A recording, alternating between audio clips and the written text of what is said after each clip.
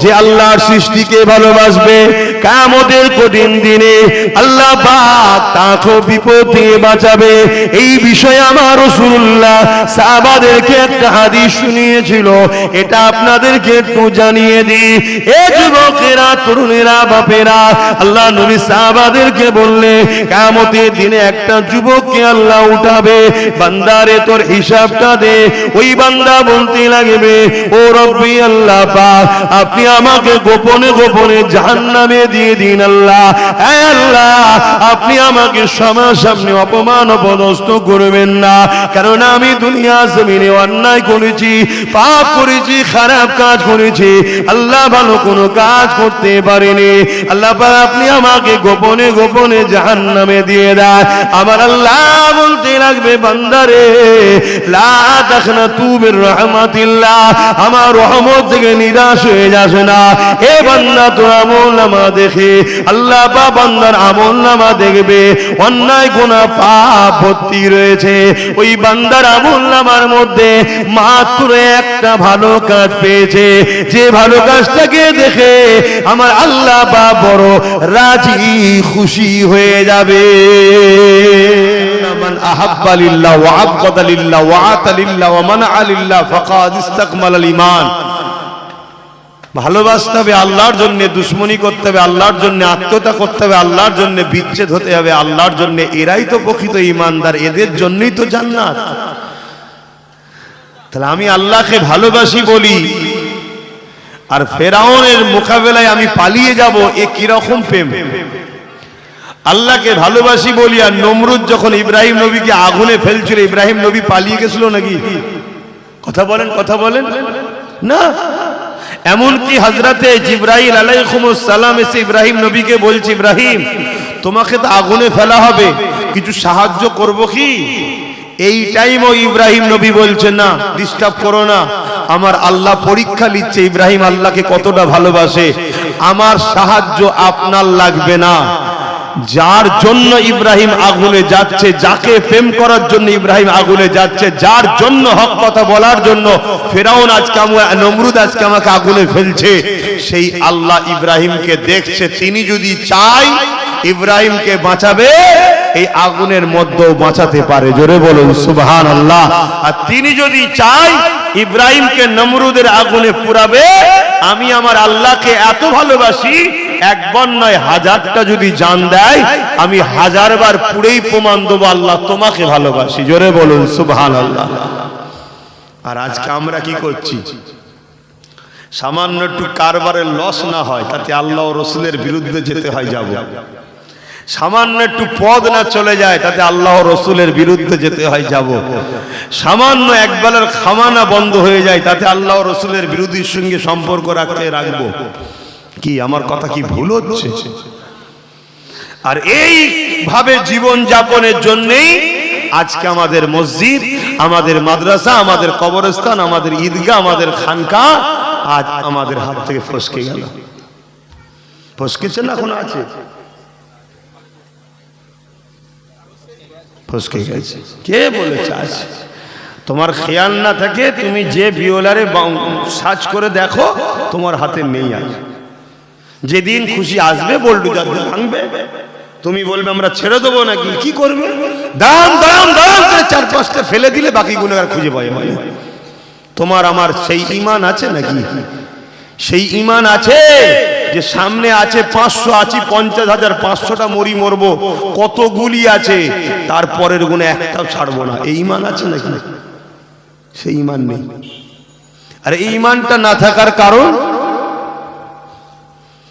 এই ঈমানটা না থাকার কারণ একদিনে হয়নি, আমাদেরকে ঈমান দুর্বল অনেক দিন ধরে করা হচ্ছে। তার নাম্বার 1 কারণ, আমাদেরকে হারাম খাদ্য খাইয়ে খাইয়ে খাইয়ে খাইয়ে দুর্বল করা হয়েছে। আমাদেরকে হারাম খাদ্য খাইয়ে খাইয়ে আমাদের ঈমানকে দুর্বল করা হয়েছে। যেমন শরীরের একটা খাদ্য আছে, সেই খাদ্য না পেলে শরীর দুর্বল হয়। ঈমান হারামকে পছন্দ করে না, হারাম খাদ্য খেলে ঈমান দুর্বল হয়। আর কি? গান বাজনা, জুয়া, সিনেমা, যাত্রা, যুব সমাজকে নেশার মধ্যে জড়িয়ে হই হই করাচ্ছে, আমরা ওর মধ্যে ফুর্তির মধ্যে আছি, আমরা খেয়ালই করিনি যে আমাদেরকে কোনো দেয়া হচ্ছে কেন। এটা একদিনের প্ল্যান নয়, 100 বছরের প্ল্যান চলছে। 100 বছর পর আজকে এই জায়গায় আমাদেরকে লিয়ে গেছে। আমার ক্ষুদ্র জ্ঞানে আমি 14 বছর কি 15 বছর জলসা করছি, 8 বছর ধরে আমি চিল্লাচ্ছি তোদেরকে মিটিয়ে ফেলবে, তোদের মসজিদ চলে যাবে। 8 বছর ধরে বুঝাচ্ছি আমার সাথ দে, আমার সাথ দে, নিজেদের ক্ষমতা তৈরি কর। কিন্তু এই কওমের একটা বড় অংশ নামধারী আলেম ওলামা বক্তা মুসলিম সমাজের দরদি সেজে একদল লোক আমাকে গালিগালাজ বন্ধ করেছে, বিরোধী পর্যন্ত করেছে। আজকে কোন বিপদে পড়লে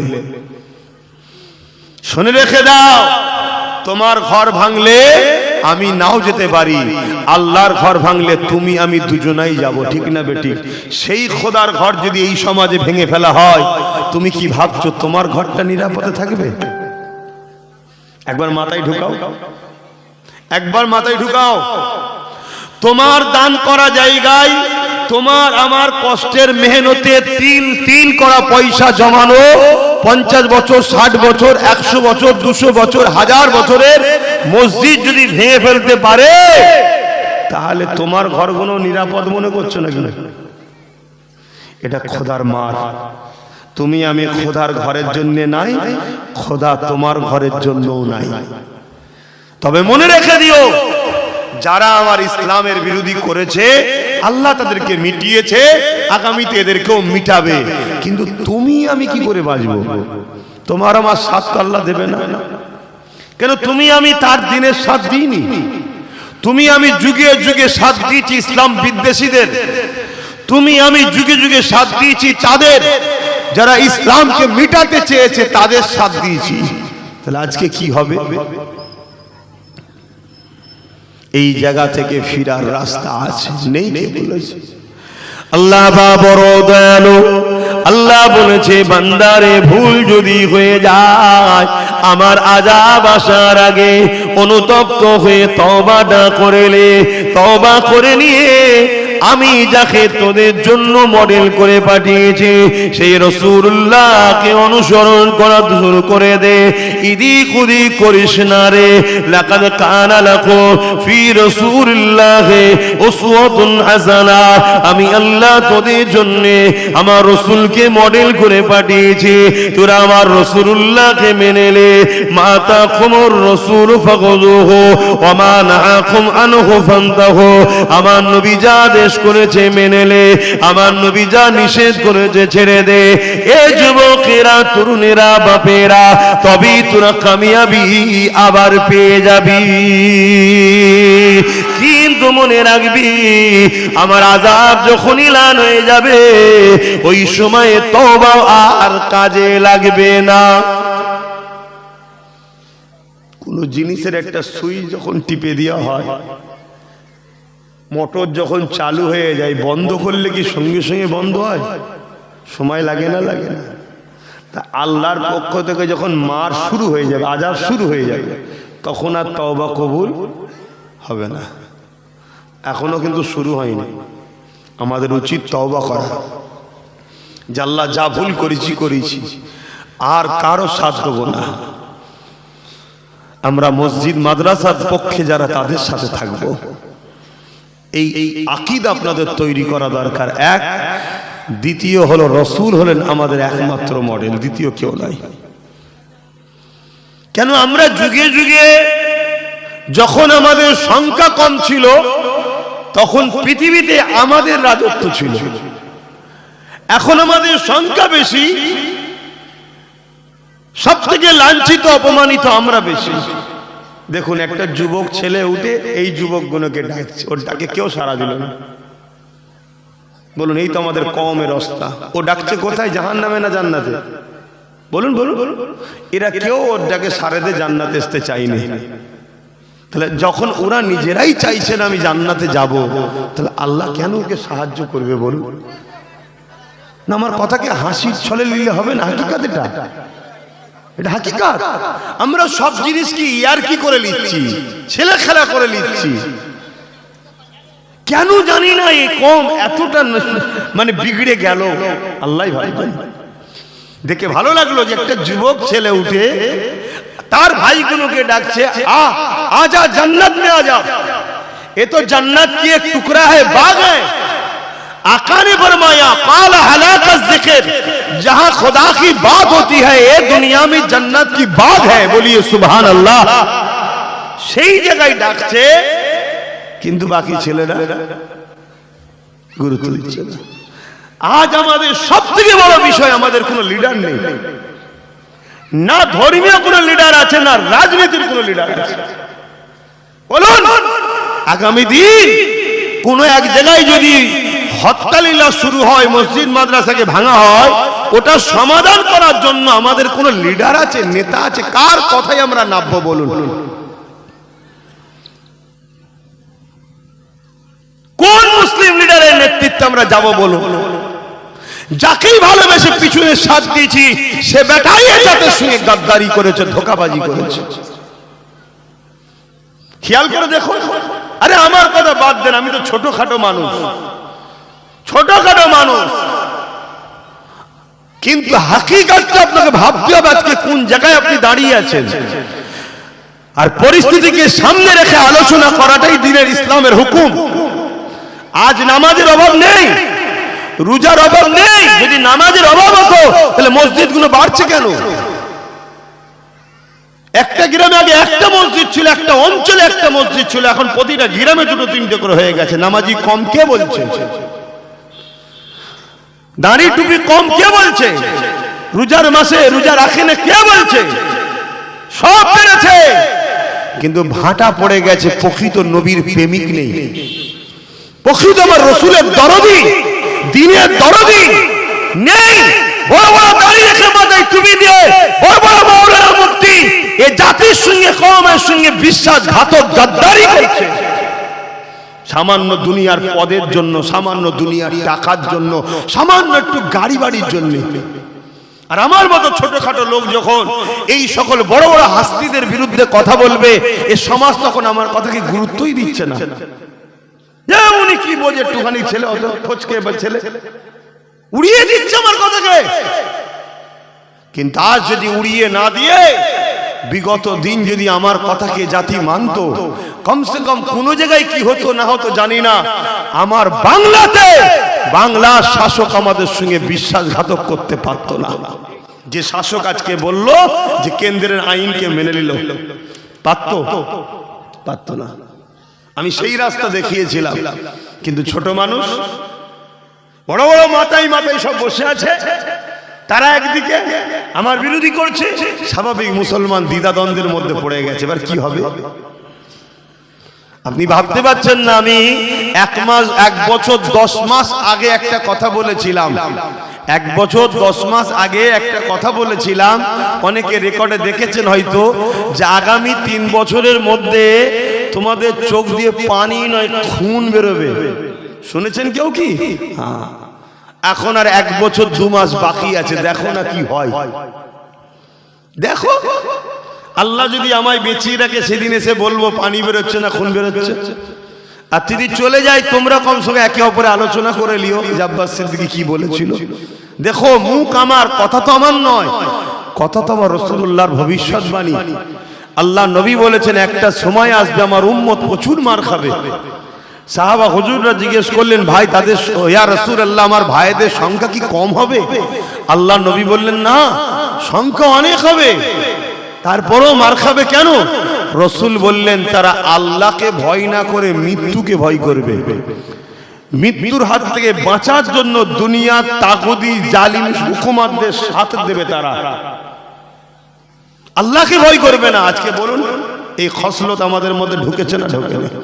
আমরা আল্লাহকে ভয় করি, আমরা দুনিয়ার জালিম শাসকদের ভয় করি, তাগুদি শক্তিদের ভয় করি, যে আমার কাজটা না আটকে যায়, আমার টোটোটা না বন্ধ হয়ে যায়, আমার প্ল্যানটা না আটকে যায়, আমার এই না হয়ে যায়, আমার নামে গ্যাজের মামলা না এসে যায়, আমার নামে এই সমস্যা না হয়ে যায়। আল্লাহকে আমরা ভয় করি না। আর অথচ আল্লাহ বলছে যে আমাকে ভয় করে, ইমান খলিমান খাফা মাকাম রাব্বিহি জান্নাতান, সূরা রহমানে আল্লাহ বলছে আমি তাদেরকে দুটো জান্নাত দেব, জোরে বলুন সুবহানাল্লাহ।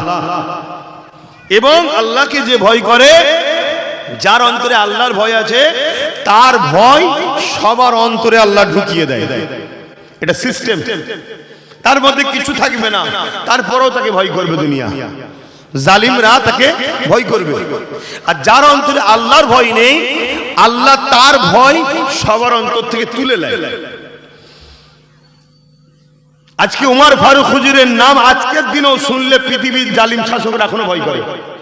উমর ফারুক হুজুরের আলোচনা করলে অনেক জায়গায় অবজেকশন করে যে ওনার আলোচনা করবে না। কেন? উমর ফারুক হুজুরের আলোচনাতে এখনো ভয় করে জালিম শাসকরা। কেন? উমর ফারুকের অন্তরে আল্লাহর ভয় ছিল, তাই সেই ভয়ের রাজত্ব, উমরের রাজত্ব ভয় এখনো জালিমদের অন্তরে অন্তরে আল্লাহ রেখেছে। আর দেখুন আমাদের অন্তর থেকে ভয় উঠে গেছে,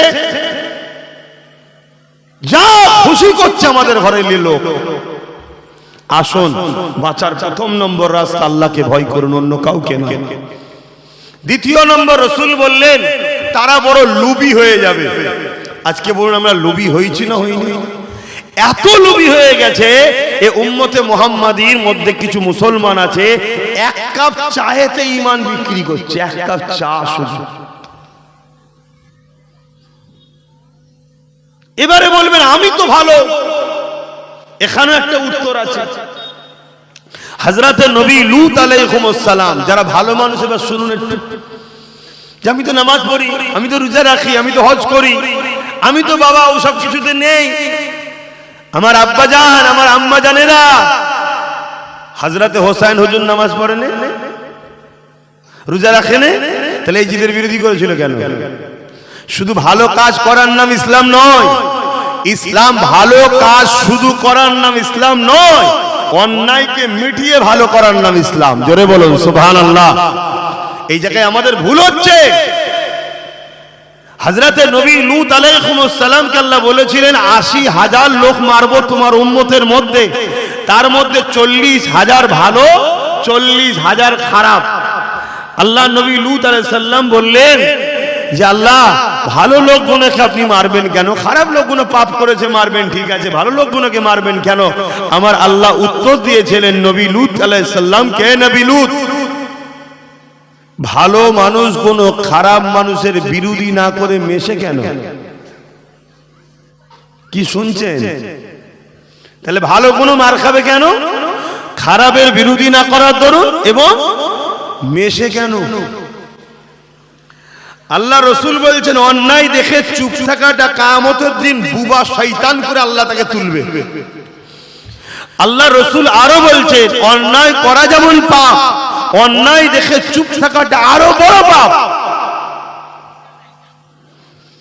আপনি জমিতে চাষ করেছেন, ধান চাষ ভালো না খারাপ, কিন্তু ওই ধান চাষের বাগানে অনেক আগাছা গজাচ্ছে, গজাই না গজাই না?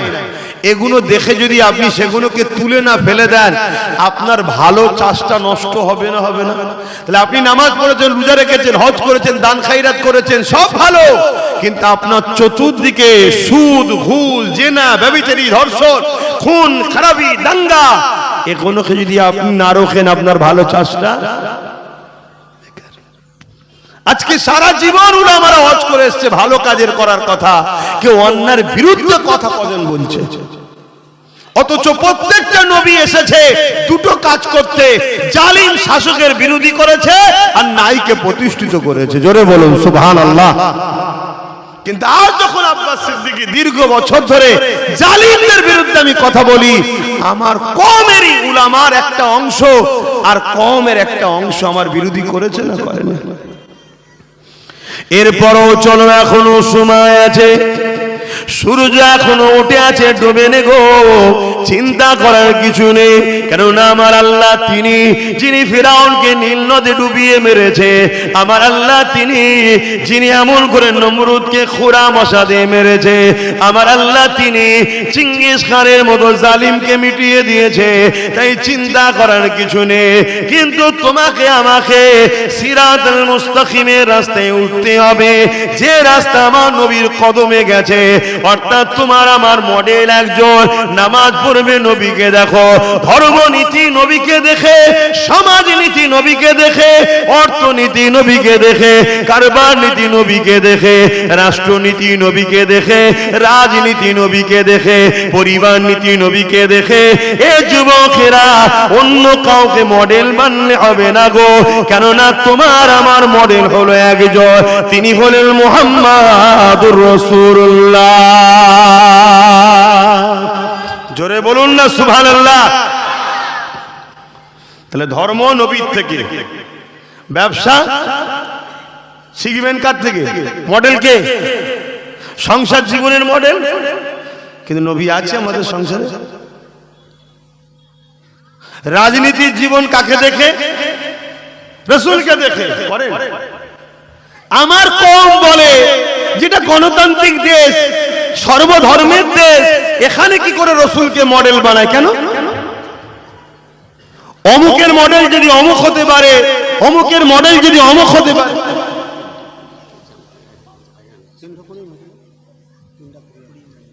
হ্যাঁ, আজান দেবেন যখন শোনা যাবে তো, হ্যাঁ তখন বন্ধ করতে হবে, ঠিক আছে? বা মুখেও আজান দিতে পারেন, এগুলো তো আপনারা বোঝেন না, বললে আবার সমালোচনা করবেন। কারেন্ট না থাকলে মুখে আজান দেন না, দেন না? তাহলে মুখে আজানও দিতে পারেন। 4:15 জামাত বলে দিলাম, মিটে গেল। কথা বুঝে আসছে তো নাকি? কিন্তু আজান শুনলে তখন তো আমাকে দায়িত্ব বন্ধ করতে হবে। কথা বুঝে আসছে? কিন্তু এইটা বললে আবার সমাজে এক্ষুনি আমার বিরোধীরা সুযোগ খুঁজছে তো, কি কথা একে শেষ করা যায়। আগামী দিন মাইক তুলে দিচ্ছে, আজান বন্ধ করে দিচ্ছে, তাদের বিরুদ্ধে লাগবে না। আমি ওইটাকে বাঁচাবার জন্য একটা জরুরি কথা বলছি। সে জায়গায় শরিয়াতে মুখে আজান দেওয়া যায়, কারেন্ট চলে গেলে যেমন নাচারে, এই নাচারের ক্ষেত্রে যদি দেয়, এটা যদি বলি এক্ষুনি ফতোয়া শুরু হয়ে যাবে। কথা বুঝে আসছে তো নাকি? বিপদ কোন সমাজে? আরে বাইরের লোক আমাদের বিরুদ্ধে লড়তে পারবে না যদি আমার জাতের মধ্যে গাদ্দার গুলো ওদের সাথ না দিত। এ জাতির ক্ষতি তো গাদ্দাররা করেছে। সেদিন 304 জন ছিলাম বদরে, আমাদের মোকাবেলা দেখে দুনিয়া অবাক হয়ে গেছে। আর আজকে কোটি কোটি টাকার পরও আজ আমরা কুকুরের থেকে বেহাল হয়ে গেছে। আমাদের একটাই কারণ, সেদিন আমাদের মধ্যে গাদ্দার ছিল না, আজ আমাদের মধ্যে গাদ্দার ঢুকে গেছে। এই গাদ্দাররা আমাদের সব কিছু প্ল্যান, পরিকল্পনা, কোথায় নারী নক্ষত্র কি আছে সব কিছু টাকার বিনিময়ে যে বলে দিচ্ছে। তাই আমার কওমকে বুঝাচ্ছি, আর এগুলো বুঝানোর জন্যে যারা তোমাদেরকে মেটাতে চাইছে তারা কিন্তু আমার বন্ধু হচ্ছে না, তারা আমার জানের দুশ্মন হচ্ছে।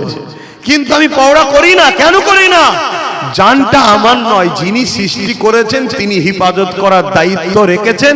আর তিনি এত শক্তিশালী, পুরো পৃথিবী তার মোকাবেলায় লাগলে শুধু বলবে কোন হো যা, সঙ্গে সঙ্গে শেষ হয়ে যাবে। তিনি হলেন আমাদের আল্লাহ। কে? জবাই জবান খুলে বলুন, জবানে কি দোষ হলো? জবান খুলে বলুন আল্লাহ। তিনি হলেন আমাদের আল্লাহ। তার উপরে ভরসা করে রাখতে হবে, তার উপরে ভরসা রাখতে হবে। তো ভাইয়েরা, আমি যে কথা বলছিলাম, কি কথা বলছিলাম যেন? একটু বেখিয়াল হলে অন্য লাইন হয়। কেন হাজারো চিন্তালে ঘুরছি, হাজারো চিন্তালে ঘুরছি, আমি তো পেরেশান হয়ে যাচ্ছি। আমার সাথের লোকেরা বলছে এত আপনি ভেঙে পড়লে হবে কি করে, লড়াই করতে হবে আপনাকে। আমি তো দিশিয়ারা হয়ে যাচ্ছি যে আমার জাত কি করলো, আমার কওম কি করলো। হ্যাঁ ভাই আমার, আমার আল্লাহ আমাদের জন্য মডেল করেছে রাসূলকে। আজ মুসলমান ঘরের ছেলে আমাদেরকে বুঝায় যে এখানে রাসূলুল্লাহকে রাজনীতির মডেল বানানো যাবে না। কেন? আমার নবী মদের পক্ষে না বিরুদ্ধে? জোরে বলুন। আমার দেশের সংবিধান মদের পক্ষে না বিরুদ্ধে? আমার রাসূল ঘুষের পক্ষে না বিরুদ্ধে? আমার দেশ ঘুষের পক্ষে না বিরুদ্ধে? আমার রাসূল ধর্ষণকারীদের পক্ষে না বিরুদ্ধে? আমার দেশের সংবিধান ধর্ষণকারীদের পক্ষে না বিরুদ্ধে? আরে এখানে তো আমিনার লালিই চলবে। কেন পৃথিবীতে তিনার মতো কেউ মডেল আসে না আর আসতে পারে না। সবারটা যদি চলে, আমার রাসূলুল্লাহটা চলবে না। কেন? মেন কথা হয়েছে আমাদের মধ্যে গাদ্দার আছে, আমাদের মধ্যে গাদ্দার আছে। আমার নবী পাক সাল্লাল্লাহু আলাইহি সাল্লামের একটা কাজ বলুন যেটা মানবতার বিরুদ্ধে, বলুন। আর আমি গর্বিত এই ভারতীয়, আমার দেশের সংবিধান আমার ইসলামের কোন কাজের বিরোধী করে না। শুনছেন তো, না আপনাদের জানাই তো। আপনারা শুধু বাবার নামাজ পড়ো, রোজা রাখো, হজ করো, দাঁড়িয়ে রাখো, এইটাই তো সারা জীবন শুনেছেন, যেন ধর্ম শুধু এইটুকু আর কিচ্ছু নেই। দাঁড়িয়ে রেখে সুদ খাচ্ছে, দাঁড়িয়ে রেখে এতিম গরিব বিধবাদের মাল ছেড়ে খাচ্ছে, হজ করেছে নিজের ভাইয়ের হক মেরে। শুনছেন তো নাকি? এর বিরুদ্ধে কোনো আওয়াজ নেই। মনে রাখবেন, আমি নামাজের বিরুদ্ধে নয়। এইটা আপনার গ্রামে তো উঠে যেতে পারতাম না, নামাজটাকে পড়েছি, নামাজটাকে পড়েছি, তাতে আমার দেরি হয় হোক। জনগণ কি বলবো সব পড়া করলে হবে না। এই জায়গায় আমাকে নিয়ে এসে আপনারা বসাননি, আমার আল্লাহ বসিয়েছে। অতএব আল্লাহ কাজটাকে করতে হবে। আল্লাহ যদি আপনাদের সঙ্গে আমাদের প্রেম দেয়, আমি 5 মিনিট মুখ দেখতে গেলেও মানুষ বলবো ওই হুজুরি চায়। আর আল্লাহ যদি বলে ওকে সম্পর্ক রাখবো না, আমি সারা রাত ধরে আপনাদের এখানে বকলো, আপনারা বলো ওই হুজুর দরকার নেই, বাদ দিত। কথা ঠিক না বেঠিক? তাহলে নামাজের বিরুদ্ধে আমি নয়, কিন্তু আমি বুঝাতে চাইছি কি, এই যে নামাজ পড়লাম, আপনারাও পড়েছেন, বলুন সমাজের কি উপকার হয়েছে? আপনি নামাজ পড়েছেন, আমিও পড়েছি। এই নামাজ পড়াতে এই সমাজের কি উপকার হয়েছে বলুন? আমার কথা বুঝছেন তো নাকি? এটা আমার উপকার হয়েছে। আপনি নামাজ পড়েছেন, আপনার উপকার হয়েছে। কেন? মহান স্রষ্টাকে সেজদা দিয়েছেন, আমার আল্লাহ আপনার এই মাথাকে কারো কাছে নত হতে দেবে না। জোরে বলুন সুবহানাল্লাহ। আমার আল্লাহ আমার উপরে আপনার উপরে খুশি হয়েছে। আমার আল্লাহ আমার আপনার জন্য জান্নাতের দরজা করেছে, সেই বাবু সালাত দিয়ে আমরা সেখান দিয়ে ঢুকবো। জোরে বলুন সুবহানাল্লাহ। এটা আমার আপনার ফায়দা, কিন্তু সমাজের কি লাভ হলো? কিন্তু আমি যদি মদকেই সমাজ থেকে মুক্ত করে দিতাম, ব্যান্ড করে দিতাম, এ সমাজে মদ চলবে না, তাহলে এটা মুসলিম অমুসলিম আদিবাসী দলিত সাঁওতাল সব ধর্মের মানুষের উপকার হবে না? হবে না? কারণ 100টা ক্রাইম যদি হয় 80টা মদের কারণে, 100টা যদি অ্যাক্সিডেন্ট হয় 80টা মদের কারণে, 100টা সংসারে যদি ডিভোর্স হয়, তালাক হয় 80টা মদের কারণে। তাহলে এই মদটাকে বন্ধ করা ইসলামের হুকুম না হুকুম নয়? তাহলে এইটার জন্য উলামারা কি চেষ্টা করেছে, এইটার জন্য আমরা কি চেষ্টা করছি বলুন? উপরন্তু আমরা কি করছি? মাতাল সরকারকে ভোট দিচ্ছি, যে সরকার মদ ব্যাপারীর কাজ করছে। তাহলে বলুন আমরা ইসলামের পক্ষে? আমরা বলছি গণতান্ত্রিক দেশ, কেন দেশও তো মদের বিরুদ্ধে। আমার দেশের সংবিধান তো নেশা মদের বিরুদ্ধে। কথা বুঝে আসছে না? না, তাহলে আমরা নিজেদের ক্ষতি নিজেরা করছি না করিনি? তাহলে নামাজ পড়তেই হবে, নিজের উপকার, ব্যক্তি জীবনের কল্যাণ, মদকে বন্ধ করা। কুনতুম খায়রা উম্মাতিন, আমরা যে ভালো উম্মত, শ্রেষ্ঠ উম্মত, আমাদের ডিউটি হলো মদ বন্ধ করা। এটা হলো আমাদের কাজ। আজকে রোজা রেখেছি আমি, আপনারাও রেখেছেন, বলুন রোজা রেখে সমাজের কি উপকার হয়েছে? আমার অজ বুঝছেন তো নাকি আপনারা? আমার বাপগুলোকে জিজ্ঞেস করছে, আব্বা ছেলের অজ বুঝছেন তো নাকি?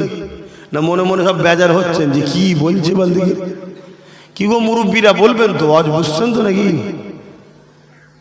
আজকে বলুন আব্বা জানেরা, মায়েরা, বাপেরা, ভাইয়েরা, বোনেরা, রোজা তো আমরা 1 মাস রেখেছি, সমাজের কি উপকার হয়েছে বলুন? আমাদের উপকার হয়েছে। রোজা হলো বাকি 11 মাস যা খেয়েছি, অনেক শরীরের ক্ষয়, ইটা সিটা, অনেক শরীর নষ্ট হয়। রোজা হলো আপডেট টাইপের, যেমন মোবাইলে ভাইরাস থাকে না, আপডেট হওয়ার পর মোবাইল নতুন হয়ে যায়। রোজা হলো 1 মাসের আমাদের আপডেট। আল্লাহ আপডেট করে আবার সব কিডনি ফিডনি হার্ট ব্লক শরীরকে আবার চাঙ্গা করে দিল। জোরে বলুন সুবহানাল্লাহ। এটা আমার উপকার, আপনি রেখেছেন আপনার উপকার। বলুন সমাজের কি উপকার হয়েছে?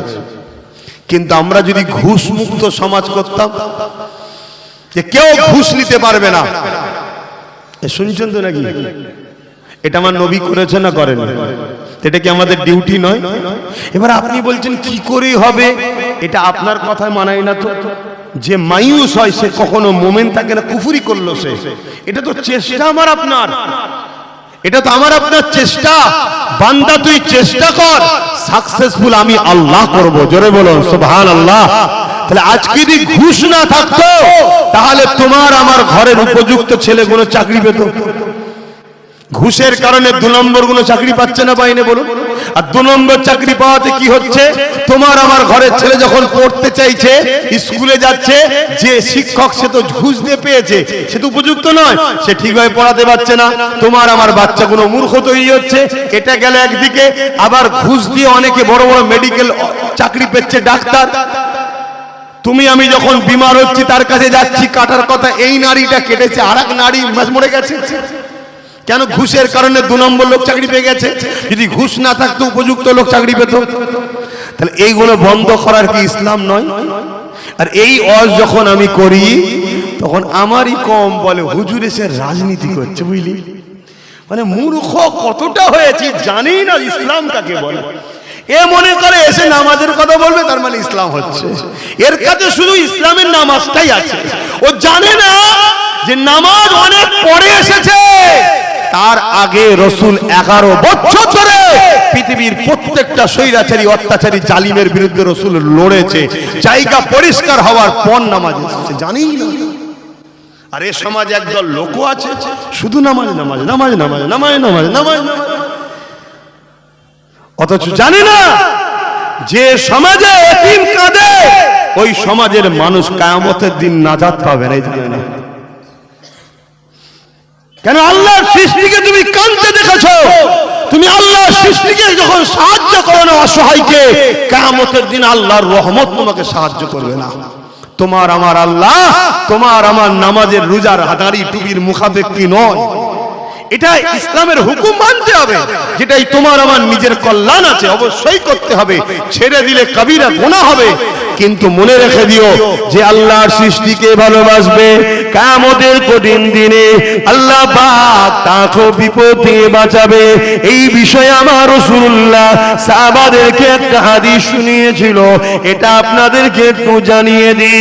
এ যুবকেরা, তরুণেরা, বাপেরা, আল্লাহ নবী সাহাবাদেরকে বললে কিয়ামতের দিনে একটা যুবককে আল্লাহ উঠাবে, বান্দারে তোর হিসাবটা দে।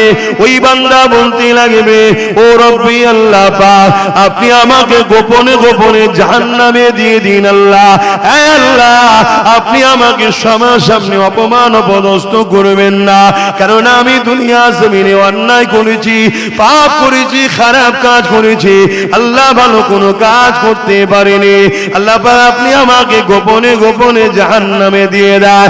আমার আল্লাহ বলতে লাগবে, বান্দারে লা তাখনাতু মির রাহমাতিল্লাহ, আমার রহমত থেকে নিরাশ হয়ে যাস না। এ বান্দা তোর আমলনামা দেখে আল্লাহ পাক বান্দার আমলনামা দেখবে, অন্যায় গুনাহ পাপ ভর্তি রয়েছে। ওই বান্দার আমলনামার মধ্যে মাত্র একটা ভালো কাজ পেয়েছে, যে ভালো কাজটাকে দেখে আমার আল্লাহ পাক বড় রাজি খুশি হয়ে যাবে। আল্লাহ কি কাউকে কৈফিয়ত দিবার ব্যাপার আছে নাকি? যে কে জান্নাত দিলেন কেন জবাব দেন? আল্লাহ কি কাউকে কৈফিয়ত দেবে নাকি? জোরে বলেন। অসুবিধা হলে বলুন, দোয়া করে দিচ্ছি। কিন্তু কবরস্থানে বসে জলসা করলে হবে না, একটু কথা বলতে হবে। আপনারা আমার দাদা হুজুরকে ভালোবাসেন তো, পীরের বেটা হিসাবে জোরে জোরে কথা বলছি, খারাপ নিচ্ছেন না তো? কেন জানি আপনারা আমাদেরকে অধিকারটা দিয়েছেন, তো তাই তো বলছি। আর যেদিন দেখবো অধিকার নেই, সেদিন আমি তো জলসাই করবো না। কি দরকার আছে আমার জলসা করা?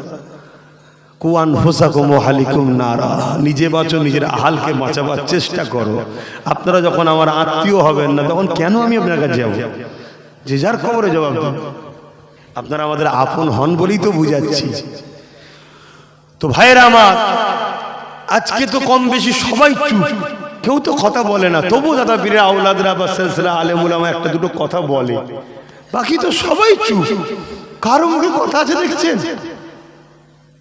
হাই হাই হাই, কি দুনিয়া এসে গেল। আর এই জন্য জালিমরা উঠে পড়ে লেগেছে দাদা পীরের সিলসিলাটাকেও শেষ করবে বলে, যে এই সিলসিলাটাই যত বাড়াবাড়ি করছে। কিন্তু জানে না কত পাহাড় এসে দাদা হুজুরের সিলসিলাকে ধাক্কা মারতে গেছে, সব চামচিকের মতো মুখ মুজো হয়ে চলে গেছে। দাদা হুজুরকে আল্লাহ কবুল করেছে, জোরে বলুন সুবহানাল্লাহ। এটাকে মিটানো সম্ভব নয়। তো যাই হোক, আমি যে কথা বলছিলাম, হ্যাঁ কি কথা বলছিলাম, কিয়ামতের দিন আল্লাহ ওই বান্দার আমল নামায় একটা আমল দেখেছে ভালো, বাকি সব পাপ। যে কাজটা দেখে আল্লাহ বড় খুশি হয়েছে, আর আল্লাহ যখন খুশি হয়ে গেছে আর টেনশন আছে। আমাদের তো কাজ আল্লাহকে খুশি করা, বান্দা হিসাবে, দাস দাসী হিসাবে আমার মালিককে খুশি করা। আমাদের মালিকটা একজন, কে তিনি? বলুন বলুন কে? আল্লাহ। আমরা দুনিয়া সবাইকে খুশি করার কথা ভাবি, ভাবতে ভাবতে তার খুশির কথা ভুলে গেলাম। অথচ কেউ আমাদের আপন নয়, সব দুনিয়ার স্বার্থে, দুনিয়ার স্বার্থে। স্বার্থ মিটে গেলে যাকেই আপন মনে করেছি সেই এখন আমাদের গলায় ছুরি দিবার জন্য প্ল্যান করছে। কি সমাজে হচ্ছে না? হয়নি ভাইয়ের আমার, আমার আল্লাহ পাক ওই সময় বান্দাকে বলবে, বান্দা তোর তো একটা ভালো কাজ পেয়েছি যেটা দেখে আমার বড় পছন্দ হয়েছে, বল তুই কোথায় যাবি? বান্দা সুন্দর উত্তরও দেবে সেদিন, আল্লাহ আপনি যদি দয়া করেন আমি জান্নাতে যাব। জোরে বলুন সুবহানাল্লাহ। এইটা মাথায় রাখবেন, জান্নাত একমাত্র আল্লাহর দয়াতে পাওয়া যায়। ডিউটি দিয়েছে করো মাথা হ্যাট করে, এর বিনিময়ে জান্নাতের আশা করো না। কেন সারা জীবন ভালো কাজ করে মরণের সময় বেঈমান হয়ে মরলে কি হবে? কথা বলে। তাহলে আল্লাহর দয়া ছাড়া কেউ কি ইমানলে মরতে পারে?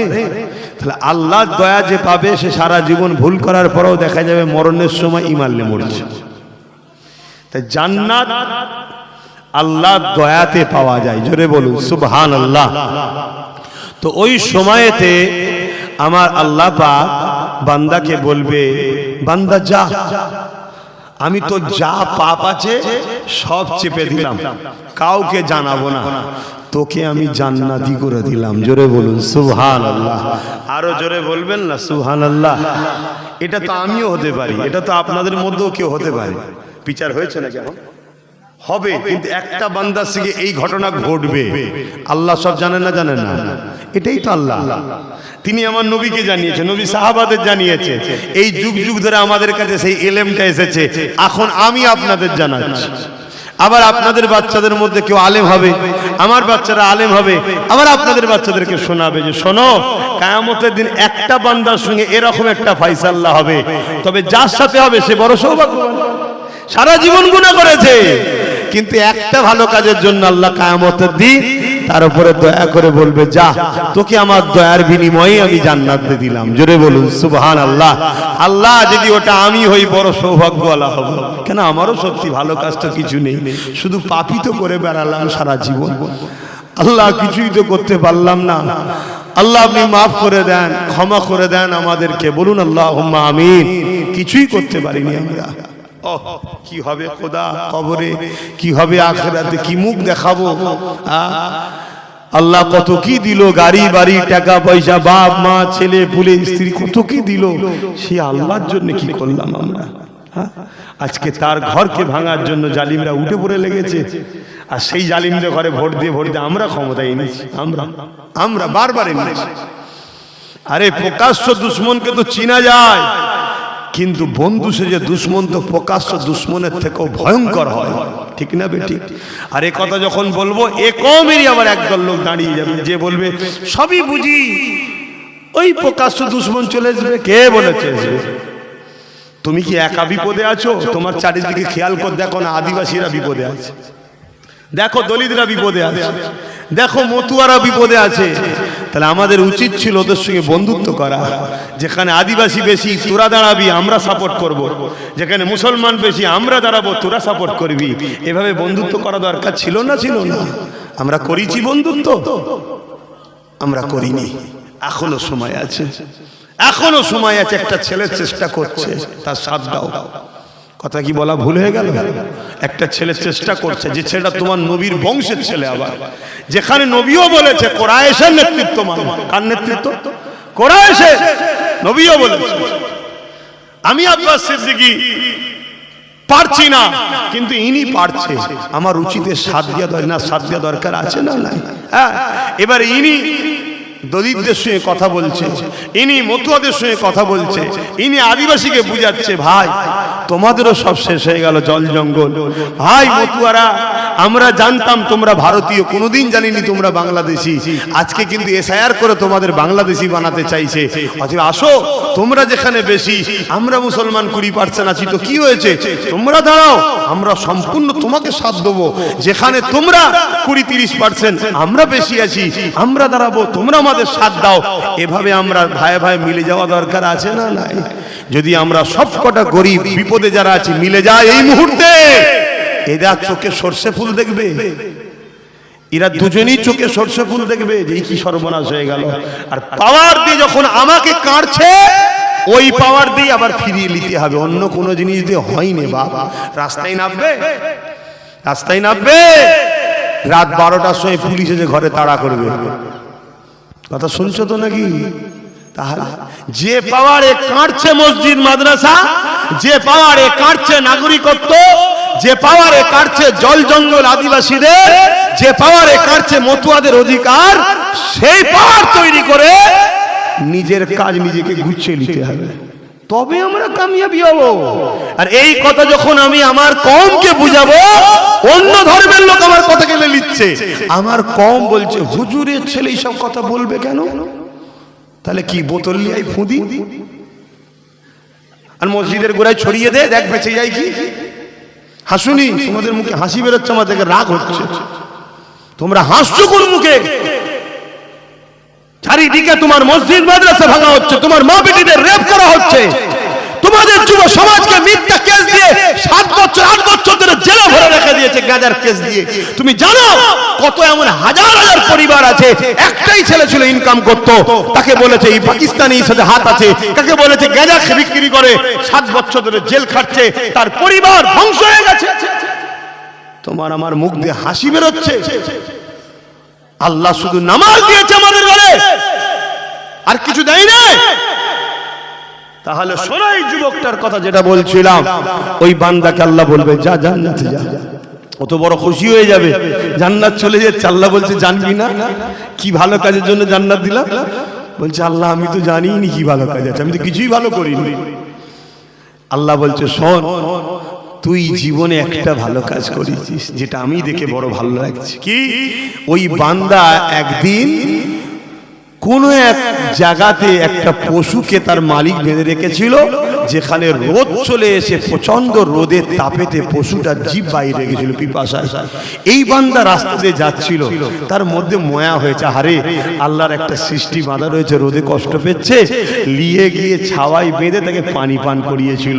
আমার আল্লাহ বলছে বান্দা, আমার দিয়া দয়া নিয়ে আমার সৃষ্টি যখন বিপদে ছিল, তুই তাকে পানি পান করিয়ে ছায়াতে দিয়েছিস, বিপদ মুক্ত করেছিস, আর আজকে তুই বিপদে আছিস ময়দানে মাশরে, আমি দয়ার মালিক হয়ে তোর উপর দয়া দেখাবো না?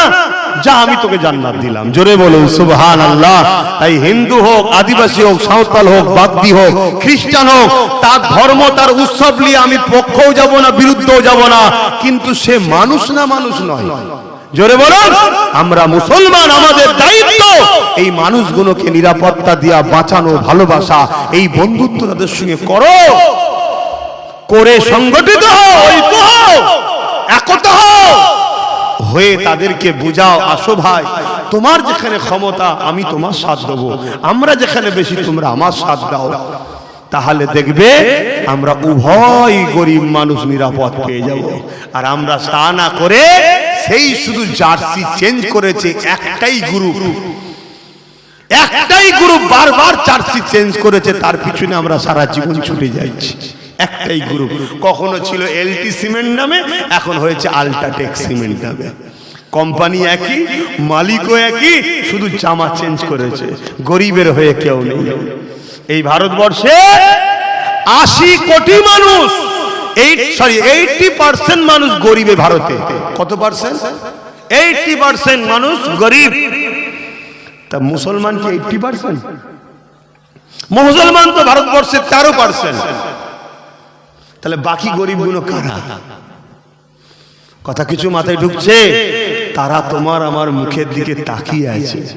তারা জানে আমরা যদি তেড়ে ফুড়ে বেরোতে পারি, তারা আমাদের পিছনে এসে দাঁড়িয়ে যাবে। তারা আমাদের ভাই হয়, বাপ আদম মা হাওয়ারই ছেলে মেয়ে। তারা হয়তো অন্য ধর্মের বিশ্বাসী, কিন্তু তাদেরও শুরু যে বাপ থেকে, তোমার আমার শুরু সেই বাপ থেকে। তাদেরও জন্ম যে মা থেকে, তোমার আমার জন্মটাও সেই মা থেকে। যে বাপের নাম হলো আদম, যে মায়ের নাম হলো হাওয়া। তারাও তোমার আমারই ভাই বোন। তারাও খেতে পাই না, তারাও ডিবিসি বিভিন্ন জায়গায় বসবাস করছে। সোশ্যাল মিডিয়ায় দেখো, তাদেরও ঘর বাড়ি ভেঙে সব উজাড় করে দিচ্ছে। আসো বুঝো আমার কথা। আমার কথায় বেজার হচ্ছেন? এটার নামও ইসলাম রে বাবা। আমি ইসলামের বিরুদ্ধে বলছি না, আমি ইসলামের বাইরে গিয়েও কথা বলছি না। আমার নবী পাক সাল্লাল্লাহু আলাইহি সাল্লাম মক্কায় থেকে মদিনায় গিয়ে দেখলো মদিনায় সব এই অবস্থা, গরিব, বিমার, শিক্ষার কোনো কালচার নেই, সভ্যতার কোনো আলো নেই, এবং পরিবেশ দূষণ। আল্লাহ নবী তাদের সমস্ত গোত্রের নেতাদের ঘরে ডাকলো। শুনছেন আমার কথা? এবার দলিল দিচ্ছি, মিলিয়ে নেন। আল্লাহ নবী তাদেরকে ডাকলেন, ডেকে তাদেরকে সব বুঝালেন যে দেখো, এভাবে যদি তোমরা আলাদা আলাদা হয়ে থাকো, দুনিয়ায় জীবনে আগিয়ে যেতে পারবে না, এবং দুনিয়া তোমাদেরকে লুটবে, কেউ সাথও দেবে না। তোমাদেরকে রাষ্ট্র কায়েম করতে হবে। শুনছেন? তারা বলল কিভাবে করতে হয়, তারা তো কিছুই জানে না। আল্লাহ নবী তাদেরকে পলিসি শিখালো। ওই সময় অনেকে বলতে লাগলো যে আমাদের ধর্ম স্থানের কি হবে। আল্লাহ নবী মনিদা সনদ তৈরি করলো, কারো ধর্ম স্থানের উপরে আঘাত দেওয়া যাবে না। এটা তো আমার দেশও বলছে, শুনছেন তো নাকি? তাহলে আমার সংবিধান আমার রাসূলুল্লাহর সেই দিনের কথার সঙ্গে মিলছে না মেলে না? কিন্তু হাই কপাল, আমরা সংবিধানও পড়লাম না, আর সংবিধান আজকে মিটিয়ে দিতে চাইছে যারা, এই কারণেই তো দিতে চাইছে, আমরা বুঝলাম না। আমার রাসূল পাক সাল্লাল্লাহু আলাইহি ওয়াসাল্লামের কথায় তারা এগ্রি হলো, একমত হলো। আল্লাহ নবী তাদেরকে নিয়ে বসলেন, কানা খুশি হতে লাগলো, কে আমাদের রাষ্ট্রের প্রধান হবে, কে হবে। তাদের মধ্যে থেকে বেশিরভাগ বলে উঠলো, আপনাকেই আমাদের রাষ্ট্রের প্রধান হতে হবে, মুহাম্মদ সাল্লাল্লাহু আলাইহি ওয়াসাল্লামকে। জোরে বলুন সুবহানাল্লাহ। আল্লাহ নবী মদিনার রাষ্ট্রপ্রধান হলেন, মদিনার প্রেসিডেন্ট হলেন, রাষ্ট্রপ্রধান হয়ে কিভাবে রাজনীতি করতে হয়, কিভাবে মদিনাকে বিদেশি শক্তির হাত থেকে নিরাপদে, বর্ডার সিকিউরিটি ফোর্স যাকে আমরা বলি, এটা আমার নবী তৈরি করেছে। তার আগে ছিল নাকি? এই যে বর্ডার একটা ছিল নাকি? আমার নবী তৈরি করেছে। কিভাবে অর্থনীতি কাঠামো ডেভেলপমেন্ট করতে হবে, বাইরের রাষ্ট্রের সঙ্গে কিভাবে বিজনেস করতে হবে, অর্থমন্ত্রী সব রাসূলুল্লাহ তৈরি করে এভাবে মদিনাকে সিস্টেম তৈরি করে দিল। সেই দিন থেকে আজকের দিন পর্যন্ত মদিনা সেই স্টাইলে চলছে।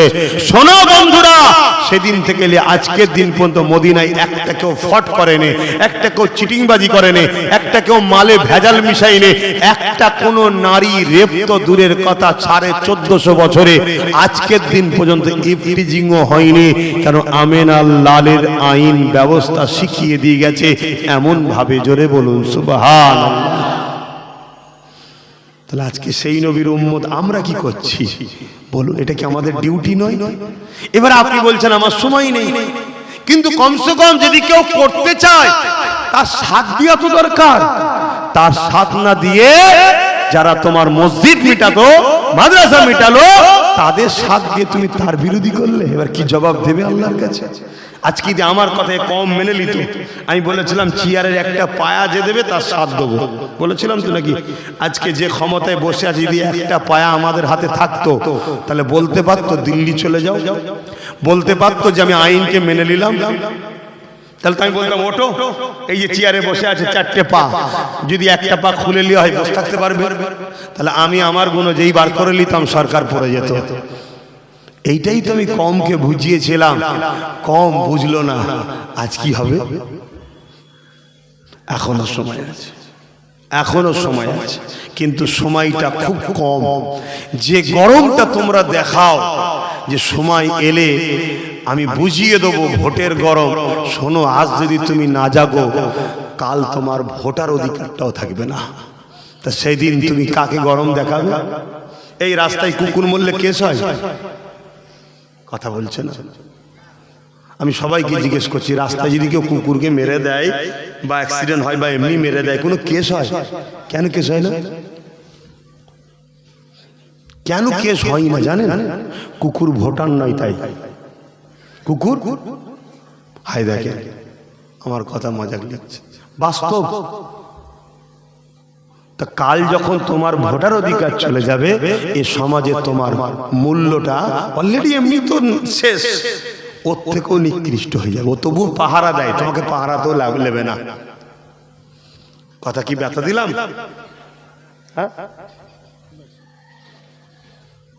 এ কমিটি, কথা কি ব্যথা দিলাম? বাপেরা বোঝার হলে বুঝুন, না বোঝার হলে ঝোড়া কোদাল দিয়ে যখন কবরে দেবে, তখন কালাকানা ফারিস্তা পাঠিয়ে আল্লাহ পাক ভালো তারে বুঝিয়ে দেবে। কারণ এই জমিনের ওপরে তোমার আমার ডিউটি হলো আল্লাহকে সিজদা যেমন করা, আল্লাহর জমিনের উপরে অন্যায়কে মিটিয়ে দেওয়া। এ যুবকেরা, আমার নবী সাহাবারা কেন মার খেয়েছিল, সাহাবাদের উপরে কেন জুলুম হয়েছিল, সাহাবারা অন্যায় আবু জেহেল করত, তার বিরুদ্ধে নবী ছিল, নবীর দিকে সাহাবারা সাথ দিয়েছিল। আবু জেহেল চিন্তা করতে লাগলো, মুহাম্মাদের দিকে লোক যদি বেড়ে যায় তাহলে আমার জুলুমের সাম্রাজ্য মিটে যাবে। এই জন্য সাহাবাদের উপরে আবু জেহেল জুলুম করেছিল। কতটা জুলুম করেছিল? গরম বালির উপরে সাহাবাদেরকে চিৎ করে শুইয়ে দিয়ে তাদের বুকের উপরে ভারী পাথর চাপিয়ে দিয়েছিল। এই ভারী পাথর চাপিয়ে দিয়ে বলেছিল, মুহাম্মদ রসুলকে ছেড়ে দাও, আল্লাহকে ছেড়ে দাও, মুহাম্মদ রসুলের রাস্তাকে ছেড়ে দাও। আমার নবী পাক যে গরিবের পক্ষে, এতিমের পক্ষে, মানবতার পক্ষে, আল্লাহ নবী বলেছিল নারীদেরকে হত্যা করা বন্ধ করো। ১,৫০০ বছর আগে কন্যা সন্তান হলে বাপেরাই জ্যান্ত মুতে দিত, আল্লাহ নবী বলেছিলেন এগুলো বন্ধ করো। এই জন্য তারা আমার রাসূলুল্লাহকে মারতে না পেরে নবী পাকের সাথীদের উপরে জুলুম করেছে। এ যুবকেরা, তরুণেরা, বাপেরা, আল্লাহ নবী সাহাবাদেরকে এত জুলুম করেছে, আগুন জ্বালিয়ে ওই আগুনের উপরে হাত পা বেঁধে আগুনের উপরে বসিয়ে দিয়েছে। এই আগুন কোমরের গোশতকে পুরাতে পুরাতে পুরাতে পুরাতে চামড়া পর্যন্ত পুড়িয়ে দিয়ে, গোশত পুড়িয়ে দিয়ে হাড়কে বার করে দিয়েছে। নাম সাহাবী খুতবাব হুজুর, তিনাকে এত জুলুম করেছে, এত জুলুম সহ্য করার পরও হযরতে খুবাইব হুজুরের ঈমানের কাছে জালিমরা হেরে গেছে। খুবাইব হুজুর আল্লাহ নবী ছাড়েন।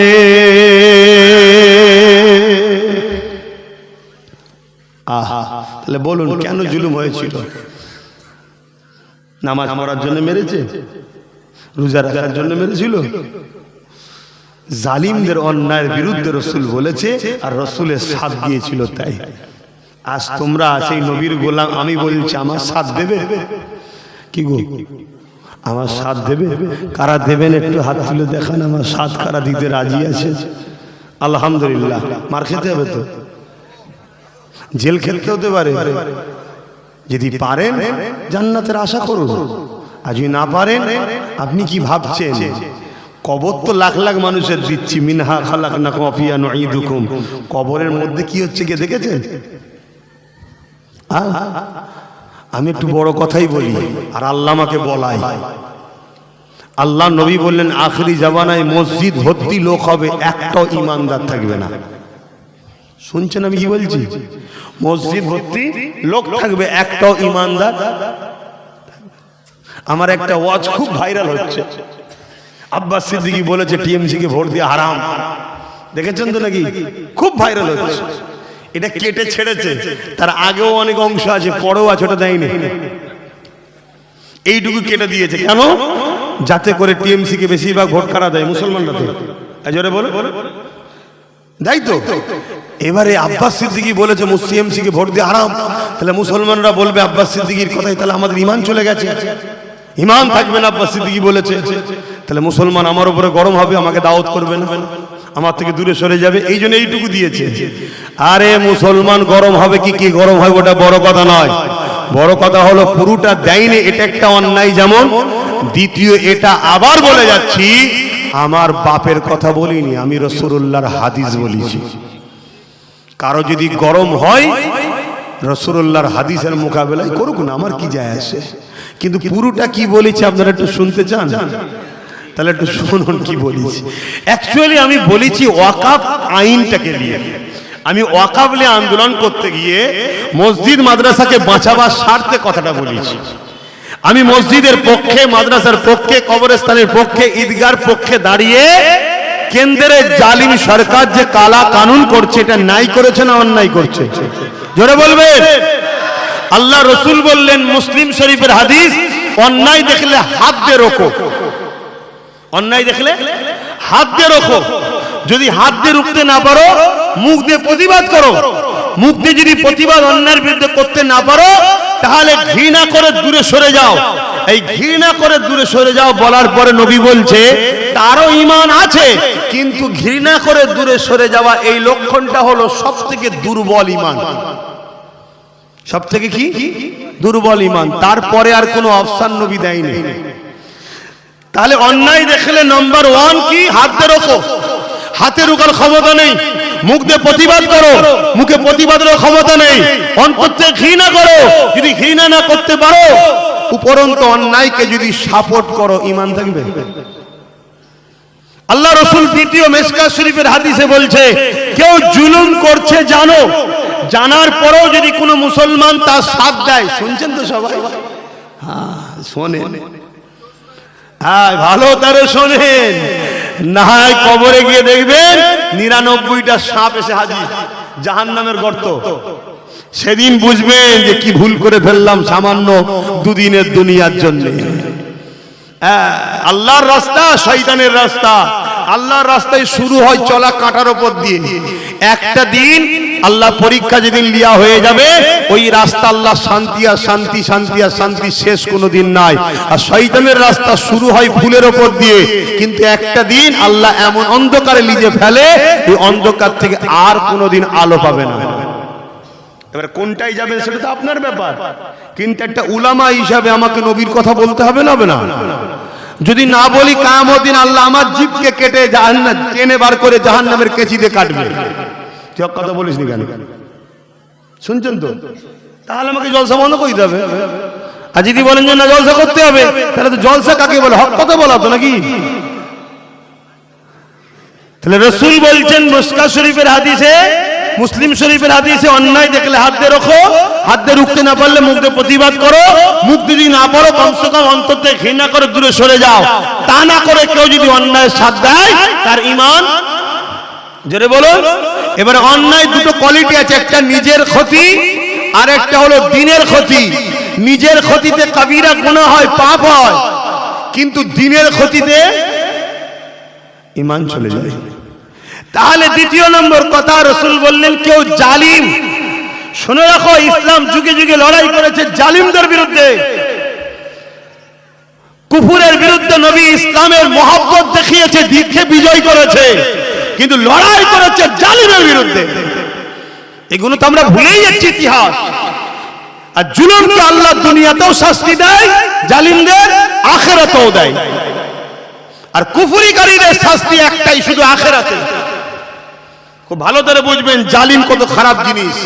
আল্লাহ রসুল বলছেন মিশকাত শরীফের হাদিসে, কেউ জালিম জানার পরও তার যদি সাথ দেয় এই নিয়তে তাকে শক্তিশালী করার জন্য, সে ইসলাম থেকে বেরিয়ে যাবে। আর ইসলাম থেকে যার বেরিয়ে যায় তার ঈমান আছে তো নাকি? এবারে চলে আসুন কি কথা বলেছি। তাহলে কেন্দ্র সরকার যে আইন করেছে ওটা ন্যায় না অন্যায়? কেন্দ্র সরকার জালিম হ্যাঁ কি না? কথা বলছো না তো? মালপানি পেটিছে নাকি? তাহলে জালিম। এবং যে আইন করেছে মসজিদ মাদ্রাসার বিরুদ্ধে অন্যায়, তাহলে রাসূলুল্লাহর দুটো হাদিস, একটা হলো জালিমের সাথ দিলে ঈমান চলে যাবে। দ্বিতীয় হলো অন্যায় দেখেছি, আইনটা অন্যায়, হাত দিয়ে রুখতে হবে। হাতে যদি রুখতে না পারি, কেন্দ্র সরকারের বিরুদ্ধে আন্দোলন করতে হবে, মুখে বলতে হবে। তাও যদি বলতে না পারি, অন্তর থেকে ঘৃণা করে দূরে সরে যেতে হবে। তা না করে মুসলমান যদি জালিমকে ভোট দেয়, ঈমান থাকবে?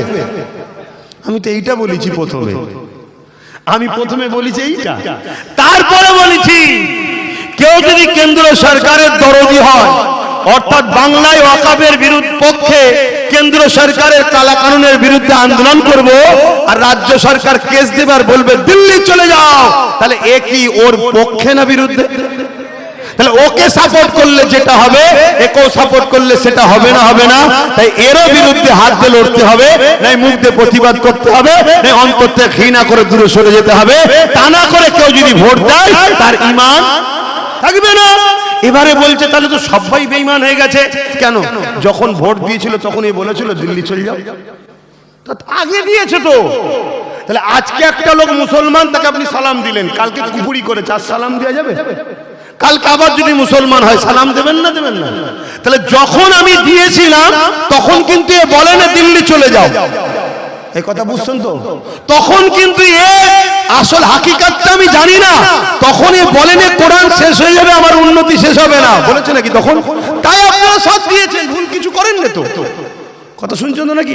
কিন্তু আজকে যখন আপনি জেনে গেলেন কোরআন শেষ হয়ে যাবে আর উন্নতি শেষ হবে না, এই কথাটা অন্যায় না অন্যায়? একটু সবাই মুখ খুলে বলবেন অন্যায়। এই অন্যায়ের বিরুদ্ধে রাসূলের হাদিস কি? হাত দিয়ে রাখো। যদি হাত দিয়ে রুখতে না পারো মুখ দিয়ে প্রতিবাদ করো, যদি মুখ দিয়ে প্রতিবাদ না করতে অন্তর থেকে ঘৃণা করে সরে যাও, তা না করে আবার যদি কোরআনের দুশমনকে কেউ ভোট দেয় তার ঈমান থাকবে? এটাই তো আমি বলেছি। এরপরে আমি কি বলেছি? এরপরে বলেছি যেমন অমুসলিম ভাইদের গরুর গোশত খাওয়া তার ধর্মে নিষেধ আছে, তেমন আমার ধর্মে প্রসাদ খাওয়া হারাম নিষেধ আছে। শাসকের কাজ আমার রুজি রুটি হালাল, চাকরি বাকরির কথা ভাববে, তা না করে শাসক দিঘাতে মন্দির করে আমাদেরকে প্রসাদ খাওয়াচ্ছে, তাহলে আমাদেরকে কাফের বানাতে চাইছে না, চাই না? তাই যে আমাদেরকে কাফের বানাতে চায় তার বিরুদ্ধে হাত দিয়ে লড়া দরকার আছে না নাই? যদি হাতে না ক্ষমতা থাকে মুখ দিয়ে প্রতিবাদের দরকার আছে না নাই? তা না থাকে অন্তর থেকে ঘৃণার দরকার আছে না নাই? তাছাড়া যদি তিনটে না করে কেউ যদি ভোট দেয় তার মধ্যে ঈমান আছে? সে মুসলমান কিসের? সে তো বলছে, রসুল বলছেন জালিমের সাথ দিলে ইসলাম থেকে বেরিয়ে যাবে, আর আজকের দিনে এ আবার বলছে কেন্দ্র আইনকে মেনে নিলাম। শুনছেন তো? তাহলে জালিম না জালিম নয়? তাহলে এরপরও বলুন রাসূলুল্লাহর হাদিস মিসকাত শরীফে কি বলছে যে জালিমের সাথ দেয় তার ঈমান? এক কথা মাথায় ঢুকছে না, ঢুকে না? আমি এই কথাগুলো বলার পরও আর একটা কথা বলেছি, বলবো? এগুলো বলার পর আমি বলেছি এরপরও তোমাদের যদি মনে হয় যে কি করা যাবে, বিজেপিকে রুখতে হবে, তাহলে একে যে বুঝাও ক্ষমা চাইতে। এ যে কথাগুলো বলেছে বলতে বল আমার ভুল হয়ে গেছে, শুনছেন তো নাকি? যখন ক্ষমা চেয়ে নেবে তাহলে সে তার ওই কথার মধ্যে রইল না, ঠিক না বেটি? তাহলে আগে যেমন দিয়েছো যার যাকে ভালো লাগে থাকবে, আমি হুজুর এসের বিরোধী, শুনছেন তো নাকি? তা ক্ষমা চাইতে বলো। কিন্তু একটা কথা বলেছি, ক্ষমা শুধু চাইলে হবে না, এ যদি সত্যি বিজেপির হাত থেকে আমাদেরকে বাঁচাতে চায়, বিজেপির দুশ্মনটা কাদের? মুসলমানদের তো। জোরে বলেন, মসজিদ ভাঙছে কাদের? কবরস্থান ভাঙছে কাদের? ঈদগাহ ভাঙছে কাদের? বলুন বলুন বলুন বলুন। তাহলে বিজেপিকে রুখতেই যখন হবে তাহলে আমাদেরকে পার্টনার এলাও। পার্টনার বোঝেন তো নাকি? পার্টনার এলাও, ভাগিদারি। তাতে দরকার হয় 10% দাও। কেন 15 বছর শুধু শুনেই এসছি রুখতে হবে রুখতে হবে রুখতে হবে রুখতে হবে, অথচ শুভেন্দু বলছে জিহাদি, ওকে ধরে না কেন? শুভেন্দুকে অ্যারেস্ট করা দরকার আছে না? না। রোহিঙ্গা বলছে ওদের অ্যারেস্ট করা দরকার আছে না? নাই। বলছে 1 কোটি পালিয়ে গেছে বাংলাদেশে, এই এত বড় মিথ্যাচার করছে, ধরা দরকার আছে না? নাই। ওদিকে অর্জুন সিং, নাম শুনেছেন তো বিজেপির, কি বললো? রেপ করা নাকি ইসলামে পাপ নয়, ঠিক কথা বলেছে। ইসলামকে বদনাম করছে না, করেনি? তাহলে আমাদের হাতে যখন তৈরি সরকার, তুমি বলছো বিজেপির বিরুদ্ধে, আর এত বড় কথা বললো অর্জুন সিংকে ধরা দরকার আছে না? নাই। অলরেডি অন্তিমে হাজার হাজার মামলা হয়েছে, তোমার পুলিশ ধরতে পারে না? পারে না। তাকে ধরবে না, ধরবে নওশাদ সিদ্দিকীকে। এই কথা বুঝছেন না, বোঝেন না? তাহলে এরা চোরে চোরে মাসতুতো ভাই মিলে মিশে আছে না? নাই। তার প্রমাণ আজকে হলো না? হলো না। এরপরেও বলেছি তুই ক্ষমা চা, আর একা পাহারা দিলে হবে না। একা পাহারা দিলে রাত্রিরে তুই কাকে গোপনে গোপনে ঢুকিয়ে দিবি কে জানে, তোর সাথে আমারও 5টা লোক পাহারা দেবে, এই অসুবিধা আছে? তাহলে কি হবে? তুই যদি বিজেপির সঙ্গে গুজুর গুজুর করিস, আমার লোক যদি সেখানে থাকে আমি ধরে ফেলবো। কিন্তু বলছেন না, আমায় দাও, আমি তোমায় বাঁচাবো। কবার বাঁচালে বাবা? বাঁচানো তো দূরের কথা, নতুন ওবিসি করেছে। জানো ওবিসি? জানো এই ওবিসি কি জিনিস জানো? এ মুসলমান, ওবিসি কি জিনিস জানো? জানি ওবিসি কি জিনিস জানে না। এই ওবিসি কি জিনিস জানো? কথা বলছে না কেউ?